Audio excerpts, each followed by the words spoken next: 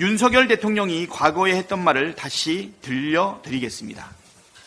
이 정권이 경제 망쳐나 국가 안보, 외교, 안보 모두 망쳐나 제 처 친구들, 심지어 제 누이 동생까지 통신 사찰했습니다. 이건 미친 사람 아닙니까?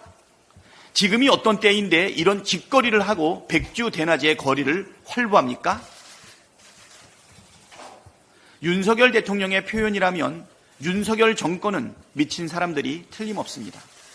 윤석열 대통령이 휴가를 떠났습니다. 휴가 기간 대부분을 지역 경제 활성화 차원에서 서울이 아닌 지역에서 보낸다고 대통령실이 설명했습니다. 이왕 간 휴가 맛집 투어 하면서 과음만 하지 마시고 민생 현장의 고통과 어려움을 직접 피부로 체감하는 계기가 되기를 바랍니다. 전국 곳곳의 시장과 상가에 공실이 얼마나 많은지, 가스요금, 전기요금은 얼마나 많이 올랐는지, 그래서 상인들은 또 얼마나 등골이 휘는지도 꼭 물어보고 살펴보십시오. 자영업자들 폐업률은 얼마나 되는지, 노동자들의 임금 체불액은 얼마나 되는지 꼭 알아보십시오. 미리 알려드리자면 지난해 폐업 신고를 한 사업자는 98만 6,487명으로 2006년 관련 통계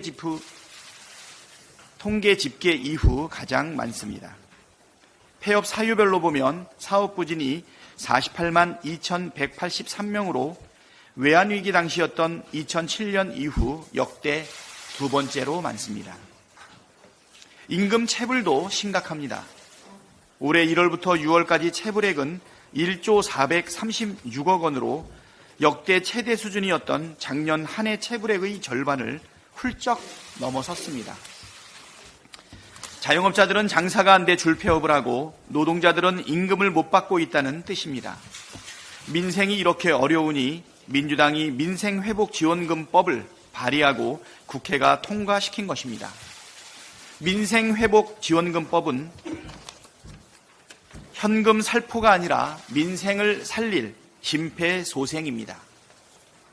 현금이 아닌 지역 화폐로 사용기간을 정해서 전 국민에게 지급하면 그 혜택은 자영업자와 소상공인들에게 그대로 돌아갑니다.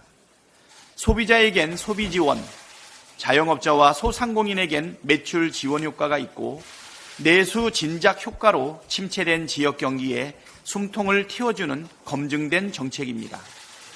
그런데도 이를 반대하는 것은 민생을 살릴 의지가 전혀 없다는 뜻입니다.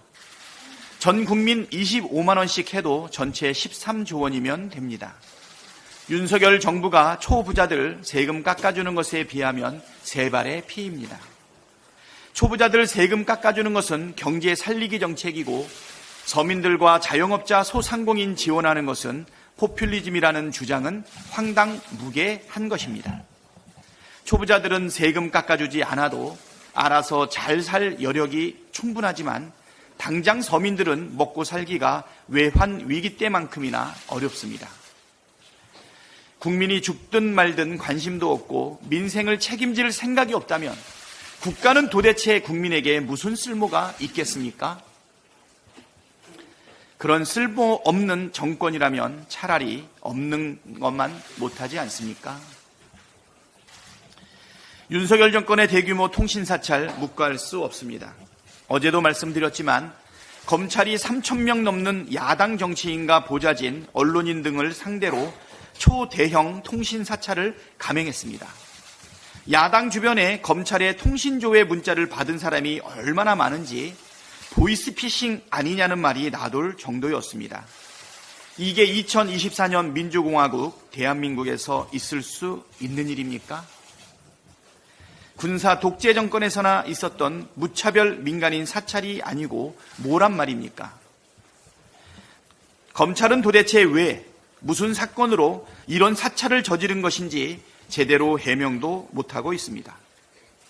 윤석열 대통령이 과거에 했던 말을 다시 들려드리겠습니다. 이 정권이 경제 망쳐나 국가 안보, 외교, 안보 모두 망쳐나 제 처 친구들, 심지어 제 누이 동생까지 통신 사찰했습니다. 이건 미친 사람 아닙니까? 지금이 어떤 때인데 이런 짓거리를 하고 백주대낮에 거리를 활보합니까? 윤석열 대통령의 표현이라면 윤석열 정권은 미친 사람들이 틀림없습니다. 역대 6번째이자 2020년 3월 팬데믹 이후 처음 서킷 브레이커 발동해 주식시장은 패닉에 빠졌고 민생경제는 심각한 위기 상황이고 정보사 군사기밀 유출 사건으로 국가 안보는 구멍이 뻥 뚫렸으며 친일 굴종 외교로 국민의 자존심을 팔아먹고 있는 것도 모자라 정치인과 언론인을 마구잡이로 통신 사찰하는 망동을 벌이고 있습니다. 이렇게 나라를 다 망쳐놓고 지금이 어느 때인데 대규모 통신 사찰을 하고 백주대낮에 거리를 활보합니까? 도저히 묵과할 수 없는 일입니다. 민주당은 전당 차원에서 피해 사례를 수집하고 시민사회와 함께 강력하게 대응하겠습니다. 우리 경제가 비상 상황입니다. 어제 코스피와 코스닥 지수가 동시에 8% 넘게 폭락하면서 서킷 브레이커까지 발동되었습니다. 민주당은 내일 최고위원회의를 비상경제 점검회의로 변경해 경제 상황을 점검할 예정이라는 말씀을 드립니다.